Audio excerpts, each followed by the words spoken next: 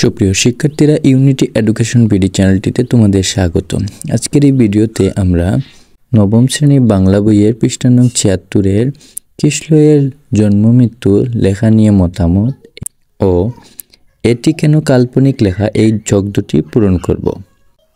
লেখা নিয়ে মতামত। কিশলয়ের জন্ম মৃত্যু রচনাটি যেসব বক্তব্য নিয়ে তোমার মতামত রয়েছে বা প্রশ্ন জেগেছে তা নিচের ছকে লেখো। কাজ শেষে সহপাঠীদের সঙ্গে আলোচনা করে সংশোধন করো। একটি নমুনা প্রশ্ন উত্তর দেওয়া আছে, আমরা 2-3 লিখব। তাহলে চলো আমরা এই চকটি পূরণ করি। কিশলয়ের জন্ম মৃত্যু রচনায় যা আছে আমার মতামত ও জিজ্ঞাসা। প্রথমে আমরা সবাই আসি একটা কাজ নিয়ে, একটা ভূমিকা পালন করতে। আমার মতামত জিজ্ঞাসায় এই বর্ণনার মধ্য দিয়ে লেখক আসলে পাতার নয়, প্রক্ষান্তকারের মানুষের জীবনের উদ্দেশ্য তুলে ধরেছেন। 2 নম্বরে লিখব ছায়া দেওয়া নাকি আমাদের জীবনের একটা লক্ষ্য। আমার মতামত জিজ্ঞাসায় লিখব প্রতিটি জীবনেরই এই পৃথিবী সুন্দরভাবে বেঁচে থাকার অধিকার রাখে, আর তাই আমাদেরও অন্যের জীবনকে সুরক্ষিত রাখার দায়িত্ব রয়েছে।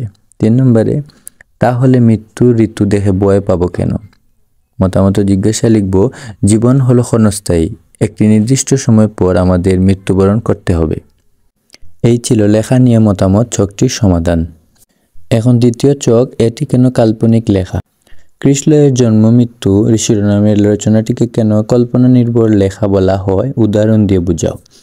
কিশলয়ের জন্ম মৃত্যু শিরোনাম রচনাটি কিশলয় নামে একটি গাছের পাতার জন্ম এবং মৃত্যুর কাহিনী নিয়ে রচিত হয়েছে। এটি একটি অবাস্তব চরিত্র ও ঘটনা, কেননা বাস্তব জীবনে একটি পাতা কখনো কথা বলতে পারে না, তার কোনো আবেগ ও চিন্তা শক্তি নেই। কিন্তু এ রচনায় আমরা কিশলয় নামে পাতাকে দেখেছি মানুষের মতো আবেগ, চিন্তা ভাবনা ও কথা বলছে, যা অবাস্তব ও কল্পনা নির্ভর। তাই এটি একটি কল্পনা নির্ভর লেখা।